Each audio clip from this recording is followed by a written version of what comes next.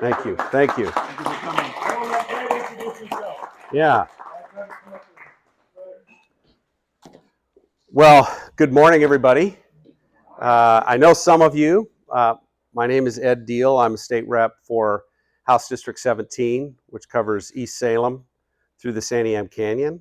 We have some SIO connections. And I have a Stanford connection, right? Yes. So that's where I went to college. I'm an engineer by degree. I met my wife there. We worked together in the Capitol. And I'm a politician maybe by fate or accident or something. I had my career in engineering. I had a business based in Albany. We did factory automation and control systems. So I built that company up from the ground up with a couple other guys, worked there with my wife for about 16 years until I sold it to my business partners and retired, kind of, and was involved in community things. I joined the Catholic Church. I'm part of the Catholic Community Services Foundation. I serve on the board of Santiam Hospital and clinics. And then when they changed all the districts, they did the redistricting in 2022, my legislator was moved out of my district. And so my district was wide open, brand new. Jamie and I, my wife and I prayed on it, thought, well, if I don't try this, I'm going to regret it. So we tried, and I had a primary opponent who's now a friend, but we kicked her butt in the primary. But she's actually a great lady. And then I didn't have a Democrat opponent. So I actually won the Democrat primary as a write-in. So I am a true bipartisan. But anyway, I'm doing this because I love my state. I want a state that my kids and grandkids can be proud of. And I want to take my state back. And I know you guys do too. And I'm also doing it because I think we can. It ain't easy, I'll tell you that. And I'm not doing it for the money. It doesn't pay worth crap. But I do enjoy a fight. I like making sound arguments. I like presenting good policy.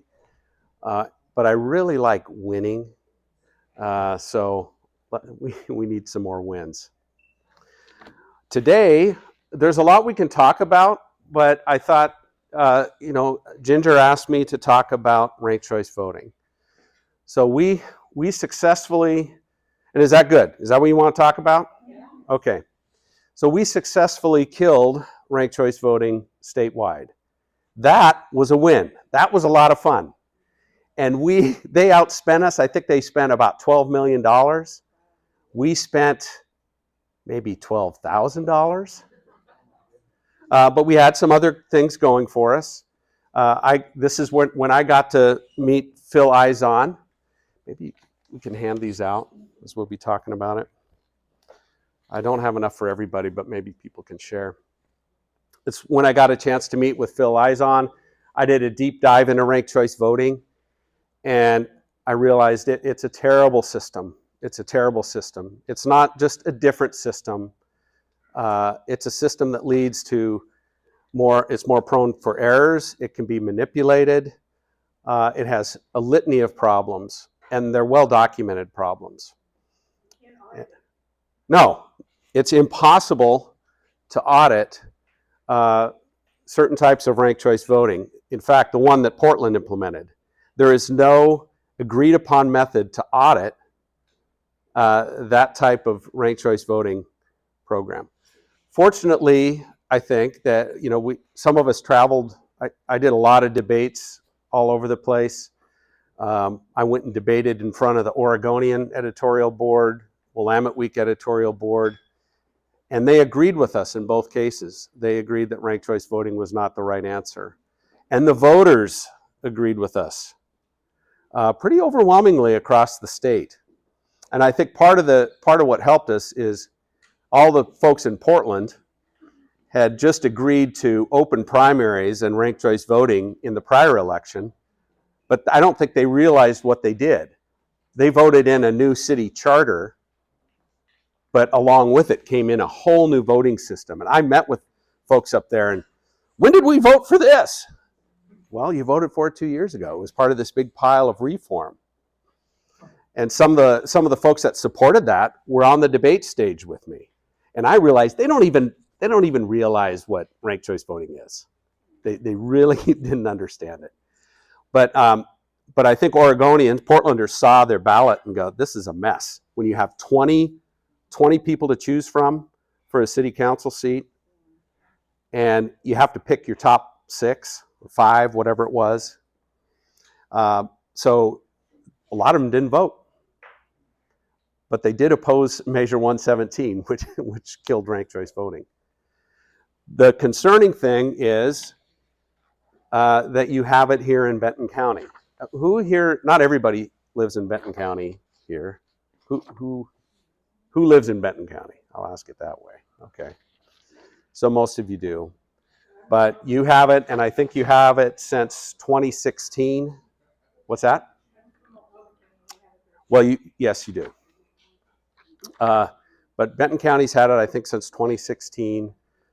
How many of you were engaged as voters and knew what was going on in 2016 when ranked choice voting came around? Okay, that's telling. But this is common. I think I see this kind of awakening across the state about what's going on, and I share that. Because I was not. I voted. I was more looking at what was going on the national elections. I didn't pay very much attention to what was going on in the state. And I didn't pay any attention to what was going on in my school boards or my city council. I had a business. I was taking care of my family. I was working. And I know I'm not alone in that. I'm probably seeing a whole room full of people. But you know what happened? You know what happened? The people I met at Stanford that I thought were crazy, talking about banning certain types of speech and really promoting a lot of socialist perspectives, they're crazy. When they get out in the real world, they'll get set straight. Everything will be fine. Well, no. They got out in the real world, and they got involved in public office and in our institutions, and they run our institutions. And they run our legislature, and they run our agencies in this state. While I feel like I was asleep at the wheel. I was just doing my thing, taking care of my family, and we let them take over our institutions. Well, we have to take it back, and that's why I'm doing this.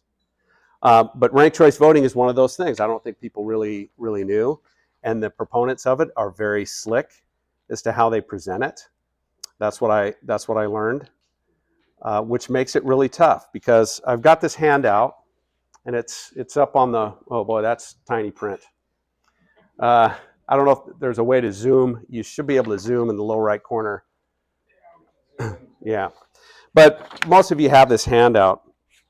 The challenge is, well, Measure 117 was rejected across the state. In Benton County, it passed. And it passed pretty significantly by about 6,500 votes. That is a huge margin, 56.7 in favor, 43.2 against. That is a huge margin. So if your goal is to overcome that, that's a huge lift. That is not an easy lift. The other thing is, Benton County's kind of ground zero for ranked choice voting in Oregon. And they feel bruised and beaten, which doesn't bother me at all. They feel bruised and beaten about what happened across the state, but I guarantee you they're entrenched. They're not going to give up ranked choice voting in Benton County without a fight. So and they have the ability to bring in money, out of state money. That's what funded Measure 117. It wasn't grassroots support for ranked choice voting. It was millions of dollars from out-of-state actors dumped into Oregon, just like they did in Alaska and what Philip Izon fought. So they could find somebody from out of state to write a $250,000 check, run some TV ads, do a campaign. So I've laid out a skeleton of a plan here if you want to do it, but I'm telling you, it's something to really think about. Is this where you want to spend your time and energy? If they voted for ranked choice voting by 500 votes or 1,000 votes, that's one thing. But when you're down by that percentage and you've got to convert all those voters, and knowing that the other side has a ton of money to throw at it, and they're going to fight it with everything they have because they want to keep it here.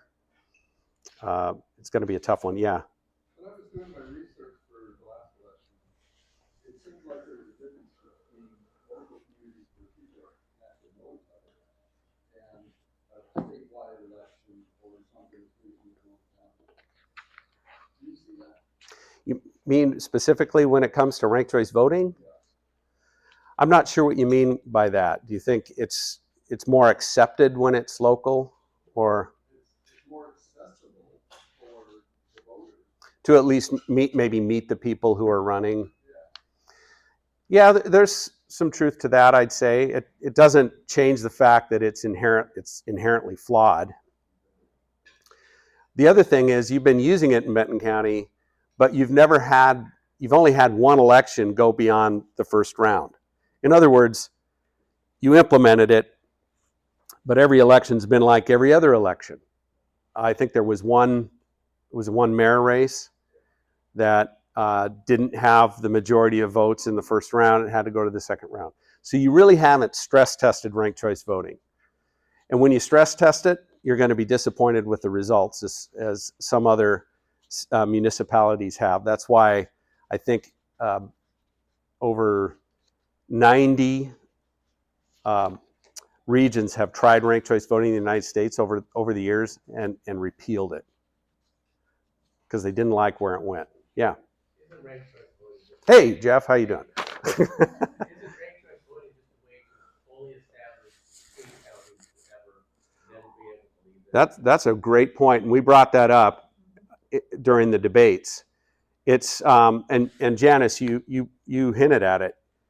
One of the reasons it's impossible to audit is, with the way that Portland implemented it, is because it's so complicated. You can hand count ranked choice voting, but it's a bear. It really is. And so the tendency would obviously be to automate it. The other thing you can't do, and it actually violates state law, is you can't tally the results at a precinct level. State law says you have to tally election results at a precinct level. You can't do it because ranked choice voting requires you to gather up all the votes. If it's a statewide election, you got to look at all the statewide vote tallies, and then you can only go through the round by round if you do that. So you never get precinct level results with ranked choice voting. So there's a good argument that it violates state law. Even today in Benton County, there's a good argument that it violates state law. And that's something Jeff and I talked about bringing as a lawsuit before, while we were talking about Measure 117 before the November election, and we opted not to just because of everything else going on. Yeah. So given that we have this dilemma being stuck with ranked choice voting in Benton County, and given everything we've said, what are the implications for the SAVE Act being Yeah. both by the House of Representatives and the Senate, hopefully? Where does that leave us in that? Well, that's where my eggs are going. In that basket is that the federal government is going to act and compel us to have voter ID and verify citizenship. That really changes the game. I met with the treasurer. I've had 2 meetings. The last treasurer wouldn't meet with me. This one does. Okay, so that's better. So they're currently preparing to sue the executive order that Trump announced. But if the law comes down, Congress acts and says, you're going to check voter ID, you're going to require voter ID to vote, and you're going to verify citizenship, and here are the tool sets we have to verify citizenship, they have to do that. They have to do it for federal elections. And I think they realize that. So if you do it for federal elections, you're going to do it for all the other elections, unless you plan on having two completely different systems with two different ballots and all the expense that would come with that. They won't. Now, I'm not saying Oregon won't fight it. They don't like the idea of checking citizenship. They feel it will disenfranchise voters. And I tell them, as a citizen, I feel disenfranchised. I don't know if you know, but you guys probably do. You're informed citizens. But in Oregon, as in many other states, all it takes to register to vote is you check a box that says you're a citizen. There is no check. There's no verification of that. If I go to Benton County and ask your clerk, how do you verify citizenship? They don't. They can't. I've tried. Tracy Kramer, House District 22, it was 22. She was ahead on election night by 600 and some votes. She was the incumbent Republican. 8 days later, she lost by 163 votes, I think. And when I look at that district, 174? Is it 174? Okay. Should ask the statistician over there, Virginia. So, and so trying to go through, and I tried this, how do you verify what happened, where those votes came from? I know that area has the largest population of undocumented immigrants I think in the state. I know that this activist organization was out knocking on doors and harvesting ballots. I know that they have told people that it's okay to register to vote. Nobody checks for your citizenship. We know those things. But it's another thing to actually go through the voter rolls and verify that. I hope that the feds give us some tools to allow the states to do that, and then and they'll have to require it because Oregon will not come willingly. So if you vote from overseas, there's no requirement. Last time I checked, I don't know if they changed it this last time. Yeah, it's interesting how they do the overseas votes. You could go online today and fill one of those out. Now, the whole idea is when it gets to the county, they're making sure that you were authorized to fill that thing out. I don't know how well that process works. I don't know. You can register to vote online. Oh, well, yeah, you can register to vote online. From overseas. Yes. Yeah. No, it's really, really loose. You give the last 4 digits of your social security number if you have one. If you don't have one, you don't have to give that. You can give a driver's license number or an ID.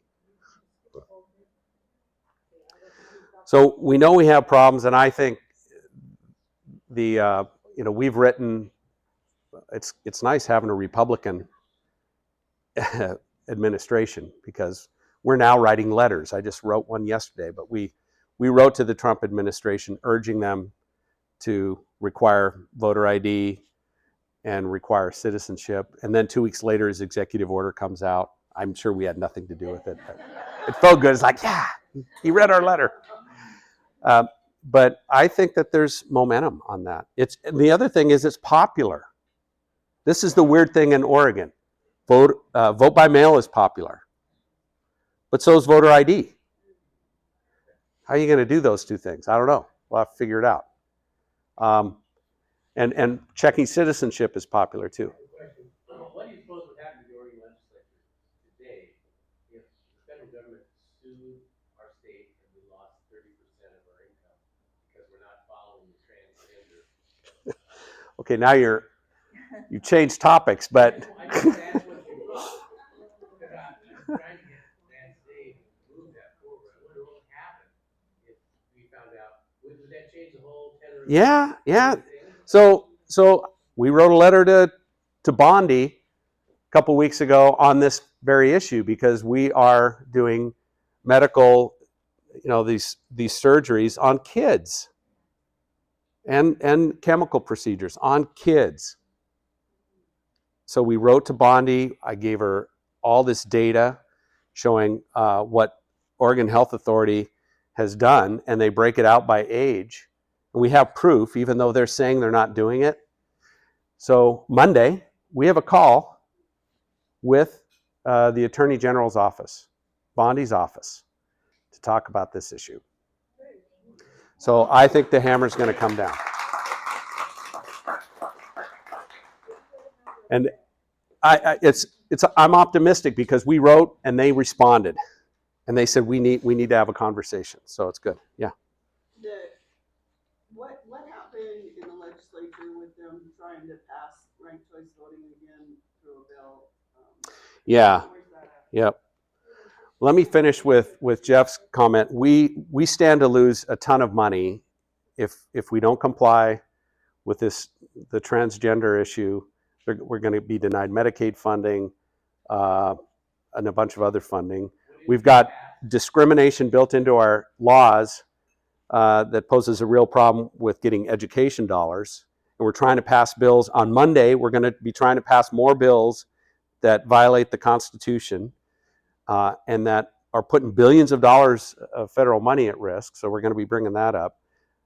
All this stuff permeates every flipping agency. We won't even be able to get matching road funds from the feds because of some of the DEI stuff we're doing. That came out quickly. Would it install everything that they're trying to do, gun rights and all that stuff would have to be pushed aside to figure out what to do with our budget? Yeah, I don't know. It'll be really interesting. I'm preparing for some special sessions to fix our budget. And then I forgot what the question was that I was asked. Ranked choice in the legislature. I think that bill died. It was a bill with ranked choice and open primaries. I don't think it's going anywhere right now. Do you know, Janice, is it dead or is it sitting in a rules committee? Yeah, I believe it is. Is it sitting in rules? That means it's still alive. Rules is a committee that stays active. There's a lot of terrible bills that have ended up in rules. So we'll see. Yeah. 1 hour notice, the bill's gonna be heard. Yeah. I also heard that what they do with these bills is they call it a Christmas tree. Like they hide them in things that they want and then pass it through. So that might end up in there. The Christmas tree bill is a funding bill. You won't have policy stuff in there. But they do exactly what you're talking about. I had a bill in 24 that I was opposed to because it used your tax dollars to discriminate by race for handing out grants and funds. And I had a legal opinion from the state that said this program is unconstitutional. It violates the Equal Protection Clause. It violates the state constitution. And so I bring that up. Nobody wants to hear it in committee. When I have a chance to question the agency about it in committee, the chair says, no, we're not taking questions. So I stopped the hearing. I took her out in the hall. We got in a little bit of heat, not very much. Then I get called to the principal's office, the speaker, and we have a conversation there. I share with him the letter. So what happens? The bill goes away. But at the end of session, with the Christmas tree bill, they funded the program anyway. One line item, line 400 and something in this long bill. So the chair that I had an argument with is now Congresswoman Bynum. The speaker who decided to quietly fund an unconstitutional bill is our Attorney General, Dan Rayfield. So that just tells you what we're up against in this place. Yeah. So I was just gonna say, if you go to the bill on the House website, you can sign up to be notified as soon as something's gonna happen to it. So Yes. that would be a good bill to be signed up for. Absolutely. If you're not familiar with OLIS, the Oregon Legislative Information System, it's a great resource. You can look at every bill. You can submit testimony on that website for or against a bill. it would be great if, if the county has not done a training on OLIS, I would suggest you do it, and I can put you in connection. Skeet did a really great Great. training Okay. on Rumble, and so if you just look for Skeet Arrowsmith, he's done a lot of good training there on political activism. Great, because that really, it really moves the needle when citizens get engaged. If I go look at legislation and there's hundreds of people who have submitted written testimony against it, and it doesn't have to be complicated testimony, but it really moves the needle. Likewise, if a lot of people submit in favor. We've had some water bills, for example, that a lot of people are aware of about possibly infringing on water rights. Hundreds and hundreds of people have spoken out, and it's been very effective. Yeah. On, 210, I think it is, that had all the testimony from people in favor of it. Are you talking about the getting rid of mail-in voting? Getting rid of mail-in voting? I don't know what it is. I just know that we took the names of all those supporting people and their cities, and we checked them against the voter roll, Yeah. and we were having a lot of trouble finding real voters. Yeah, that is makes in-person voting on the date of an election the standard method for conducting an election. So I sent out that's a David Brock Smith bill on the Senate. I sent out something on socials. I never had anything go as viral as that on Facebook, as that message to, hey, submit testimony. So a lot of people who want to get rid of mail-in voting submitted testimony, but you're right, it was hundreds and hundreds. They actually crashed OLIS.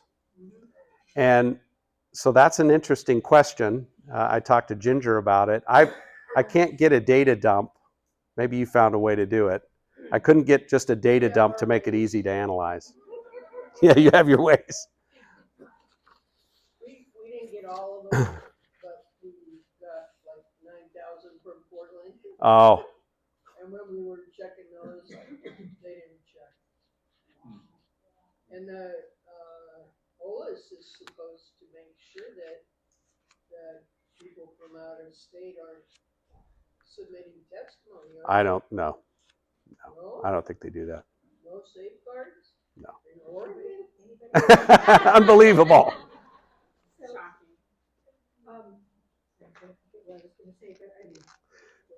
Virginia, would you send me that information that you did? That I want to let people know that.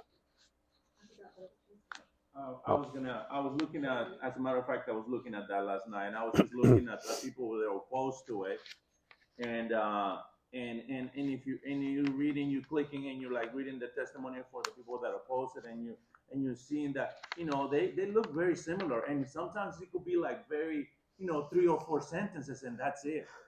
And you submit something. I mean, it seems like you just put your name. And I mean, I don't remember putting anything that require a lot, no, there's no driver's license for sure. So no. You put your name, maybe your address, and that was pretty much it. There's not a lot of checks. No. There is one of those, are you a real human? One of those checks. Yes, exactly, yeah. But I don't know how well that works. But yeah, I don't think there's ever been a bill that had that much feedback on it. So I'm kind of curious if it was manipulated. Yeah, Skeet. Benton, on my Rumble channel, it's called Informed Voter. I've put 3 short videos. They're Okay. 3 and 4 minutes. One of them has to, if you're dealing with the website that's got to do with the war room, and then it takes. Oh, okay, great. The other one is, if all you got is a bill number, how do we do this? Yeah. And the other one, if you found something on Facebook that sends you a link to OLIS, what do we do? So there's those 3 pieces that come up, and the longest video is 4 minutes. Great. And I encourage people, if nothing else, I just do one sentence. I try to read content, try to get one sentence for or against, okay? Yeah. If it's long, nobody's probably gonna read it. Well, it doesn't do you any good unless, in some cases, you might have a personal story. It's great, but in a lot of cases, just it's based on volume, not necessarily on content. We can't read every one of the testimonies, so I'll go and look, and then do a spot sample of a few. Yeah. So I remember what I was gonna ask you about that. So that 22, Yeah. it's 20-page bill, I think, something like that. It allows every kind of voting you can have, so it might allow in-person voting, it allows everything else too. So it's a terrible bill. Well, it was repealing mail-in voting. The green pen is. It was repealing mail-in voting. It required in-person voting. If we're thinking of the same bill. Yeah. I went to the hearing on that, and. Yeah. And, the online people calling in, I don't know if you heard about that, but it was like, they weren't there. It was like phantom voters or something. He kept calling their name, and he went to, went to online, instead of us all in the room that had. Yeah. When the testified, he went to online, and he kept calling names, and no one answered, calling names, and all this time, finally he got to us in the room, and just a few got to testify. That is amazing that he's, well, here, yeah, it doesn't feel like a democracy in that building. The speaker chooses who's on each committee, Republicans and Democrats. The speaker could choose 2 Democrat vice chairs. The speaker decides what bills are heard and what's not heard.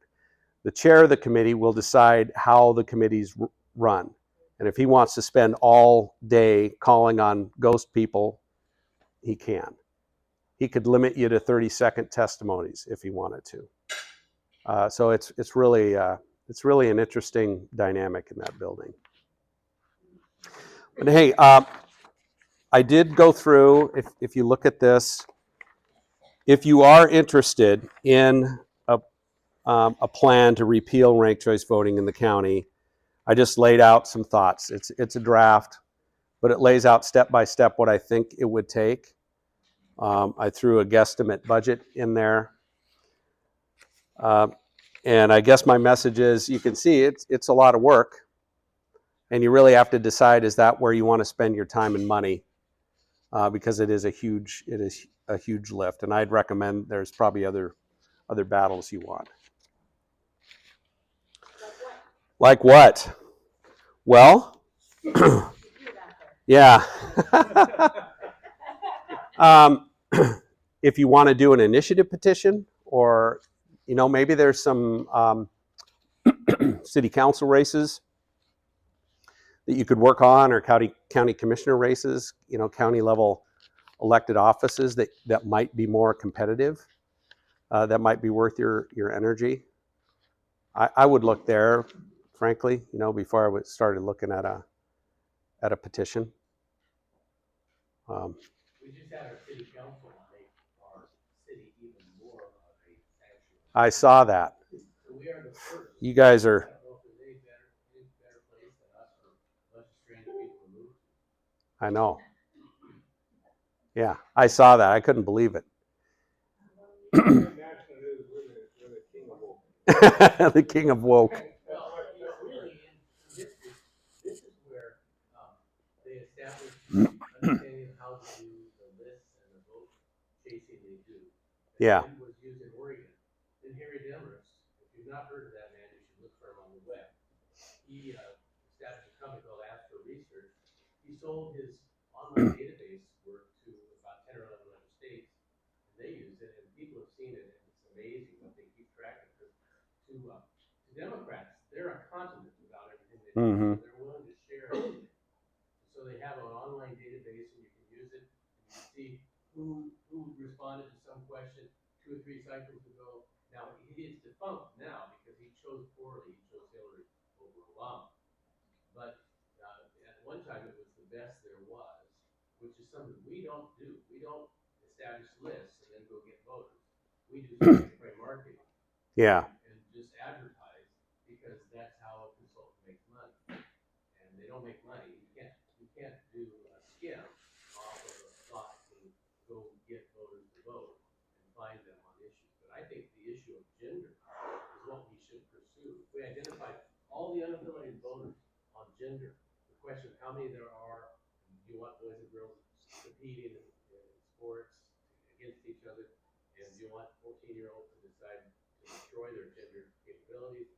If we did that, and we took that group and instead of providing 40% of the voter registration, but only 20% of the vote, and they established 40, and they started voting like Republicans, which they're very close to in surveys, we would win this state because we would have that unintelligent voter coming out. Well, to find 40% of the vote, and we'd be the red state.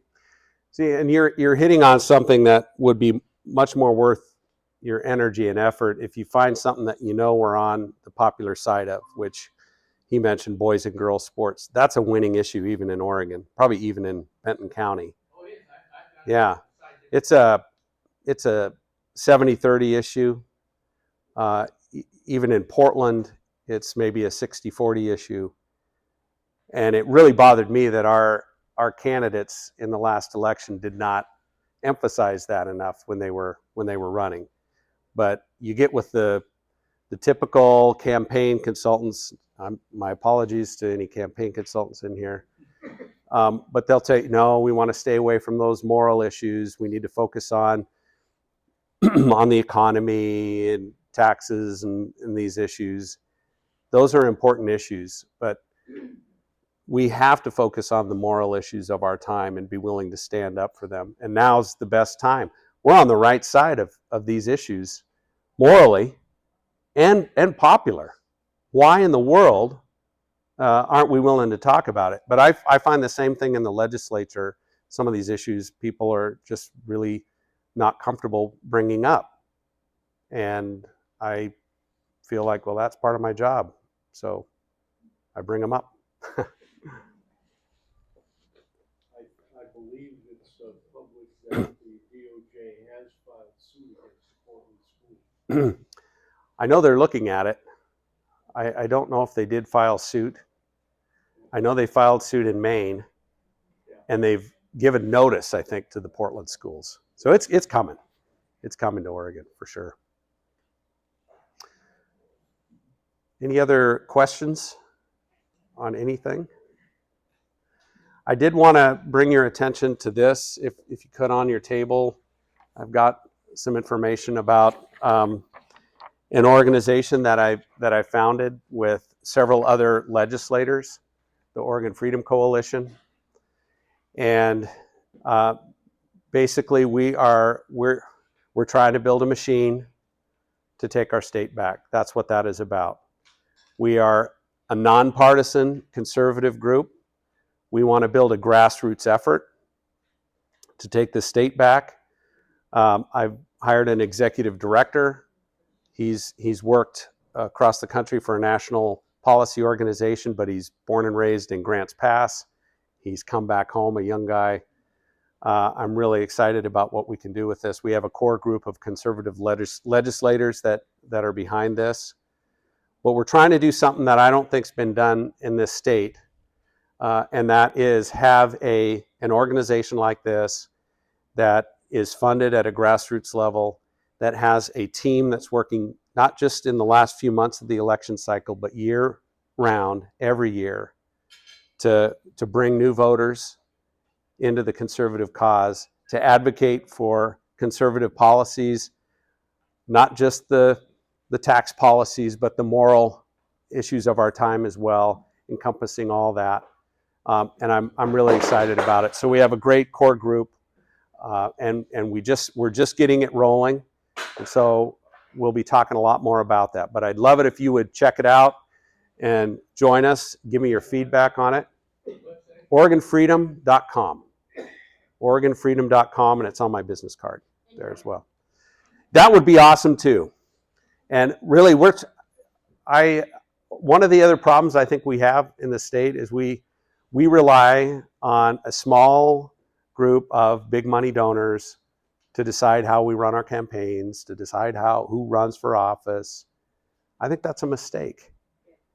Imagine if we had 100,000 conservatives donating $5 a month, every month. We can build a machine that can compete against the progressive machine in the state.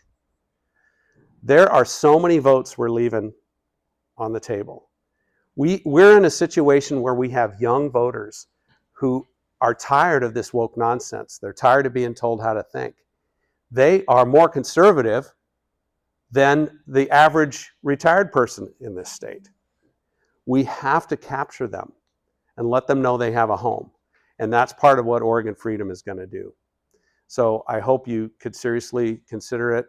To me, I started a business before. This is a business startup. I'm treating it like a business.